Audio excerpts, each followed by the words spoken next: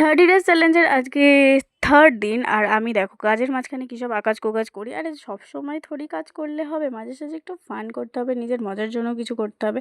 তো আমি এইসব প্রিন্টার মানে পেইন্টে এইসব আঁকতে ফাঁকতে খুব ভালো লাগে। তো এইসব করি মাঝে মাঝে। আর এটা ছিল, আমি বলেছিলাম তোমাদের সেকেন্ড দিনের ক্লিপ দেখাবো, সেই সেকেন্ড দিনের সেম ক্লিপ। এই কারণেই তোমাদের সাথে আমি সেকেন্ড দিনের ক্লিপটা সেকেন্ড দিনেই শেয়ার করিনি, এটা থার্ড দিনের মানে থার্ড দিনে শেয়ার করছি। তো এরপর থেকে আর এই জায়গাগুলো দেখাবো না, বললাম তো আমি নতুন নতুন নতুন কিছু দেখানোরই চেষ্টা করব। তো সেই সেম জিনিস আমার প্রত্যেকদিন গিয়ে চুলটা খুলে দিই, তারপরে আমি কম্পিউটারে বসে পড়ি কাজ করতে।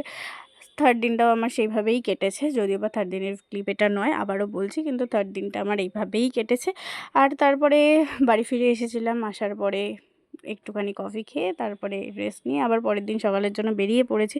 পরের দিনের সকাল মানে আবার তোমাদেরকে আমি 4 তারিখের ব্লগ শেয়ার করব। চলো এখনের মতো টাটা, নেক্সট ব্লগে আবার আসবো।